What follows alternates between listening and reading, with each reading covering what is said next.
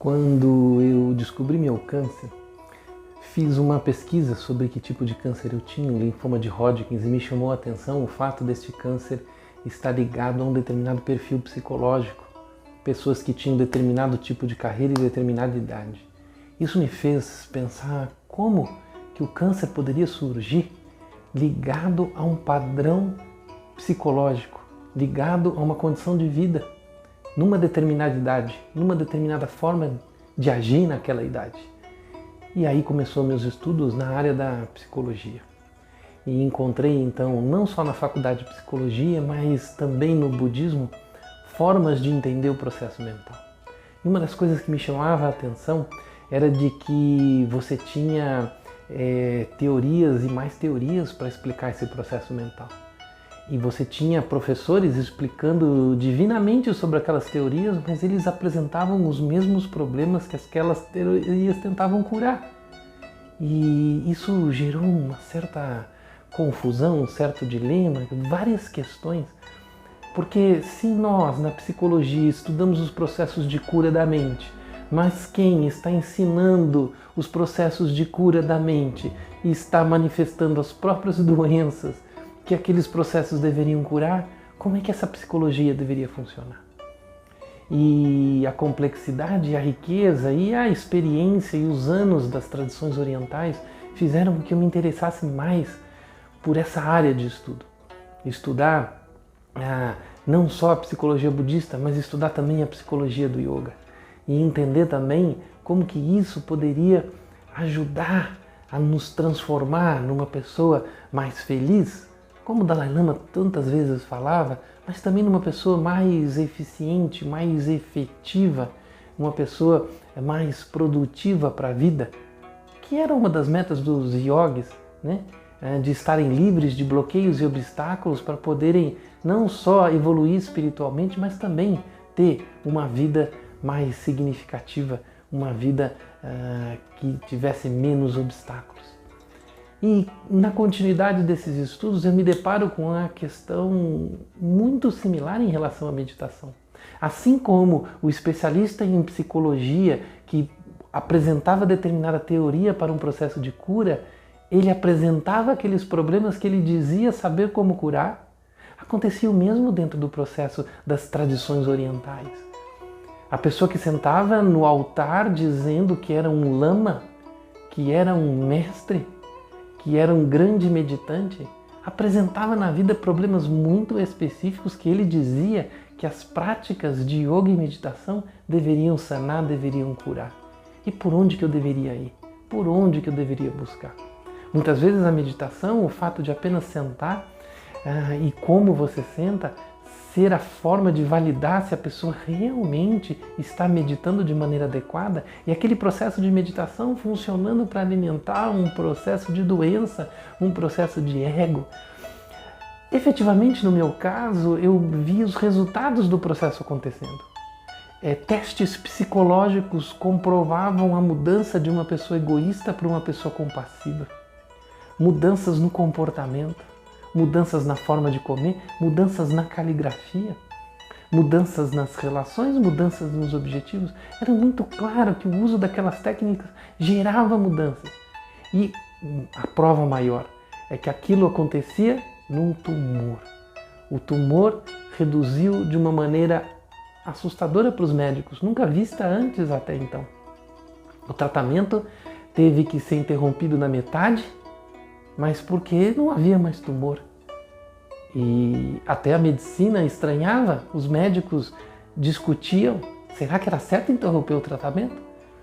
Porque os tratamentos não deveriam ser interrompidos naquele momento, mas não havia mais tumor.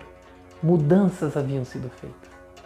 E isso me fez mergulhar ainda mais no estudo de como a gente efetiva essas mudanças e garante a efetivação desse processo de aprendizado e mudança. O caminho do yoga e do hatha yoga tinha o corpo como ferramenta, e por ser uma ferramenta física mais palpável, me pareceu que a prática física ela era uma maneira de nós não ficarmos num aspecto tão subjetivo se a cura estava ali acontecendo ou não. Vá trabalhar em cima da ferramenta. E aí, ao melhorar o seu uso da ferramenta, no caso do Hatha Yoga, o corpo, essa seria uma ferramenta mais útil, uma ferramenta mais adequada para esse processo de verificar se a mudança está acontecendo. E é realmente o Hatha Yoga e a ferramenta corpo uma boa ferramenta. O corpo é uma boa ferramenta para mensuração, mas ele não pode ser a ferramenta única, porque muitas pessoas não vão trilhar o caminho dessa transformação via mudança da estrutura do corpo. E a mudança da estrutura do corpo ela é um pouco mais fácil quando você é mais jovem. Inclusive, eu pude aprender no processo do Hatha Yoga que jovens conseguem fazer mudanças na estrutura do corpo sem fazer mudanças significativas na sua estrutura de mente. Por exemplo, eu conheço alguns profissionais na área do yoga que são fanáticos, têm problemas de vícios e catalisaram esses vícios dentro da prática física do yoga. Então, a prática física, a ferramenta que era para um processo de transformação, maior consciência, expansão do processo de percepção, acabou servindo para ampliar aspectos de vício, aspectos de doutrinação, aspectos de carência que deveriam ser curados dentro do processo do uso do corpo. Então, depois de muitos anos, eu percebi que o uso do corpo também era uma ferramenta limitada. E aí aonde se estabelece o uso de uma ferramenta? Confesso a você que eu não encontrei a ferramenta perfeita, a ferramenta livre de enganos. Porque o engano pode acontecer dentro do processo terapêutico com o psicólogo pode se enganar, pode acontecer dentro do processo de meditação, porque a gente pode se enganar dentro da meditação e reforçar processos danosos dentro da gente, reforçar ideias danosas dentro da gente. E o aspecto físico também pode te levar para áreas muito venenosas, como por exemplo arrogância, vaidade e venenos desse tipo que algumas pessoas têm e que esse tipo de prática pode estimular. Então aonde que eu vejo esse cuidado? Aonde que eu vejo essa possibilidade de nos defendermos de tudo isso? Eu vejo no processo em conjunto, o processo acompanhado, onde você tem a orientação que te aponta, que te apresenta, olha, aqui você está sendo arrogante, aqui você está sendo correto, aqui você precisa ir com mais calma. Pontos que precisam ser conversados, abertos.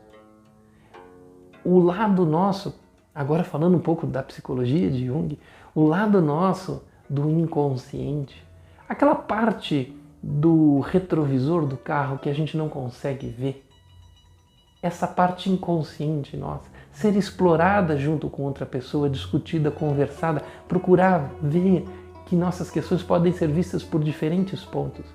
Isso nos ajudaria bastante, porque é no apoio, é na ajuda, é na colaboração que você tem com um terapeuta, com um professor, que você consegue perceber melhor esses funcionamentos. É nesse diálogo. Essa é a forma mais garantida, que eu vejo, que a minha experiência de 20 anos trabalhando com isso é que a gente pode fazer as devidas correções, pode usar as ferramentas de maneira a atingir o processo, a alcançar a melhoria, a não escorregar. E uma das características desse processo é realmente saber se esse processo está criando esse olhar de melhoria, está criando esse desenvolvimento interior. Se a relação, seja com o terapeuta, seja com o professor, ela não é em benefício, muitas vezes, num processo de adoração e criação de líderes, o processo se reverte, e a pessoa que precisa ser curada acaba se colocando de joelhos como um fiel, como um adorador de um ídolo que não está ajudando essa pessoa. Então, essa relação também pode ter problemas. Como é que eu verifico se essa relação é positiva? Se a relação o tempo todo está focada no despertar, em criar uma melhor condição de olhar para dentro, de gerar autoconhecimento, de gerar processos de melhoria.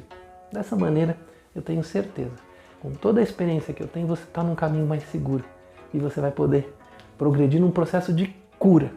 Porque como eu falei no início, no caso do câncer, por exemplo, havia causas que estavam relacionadas ao perfil, né? As pesquisas apontavam isso. E assim como o câncer, outras doenças.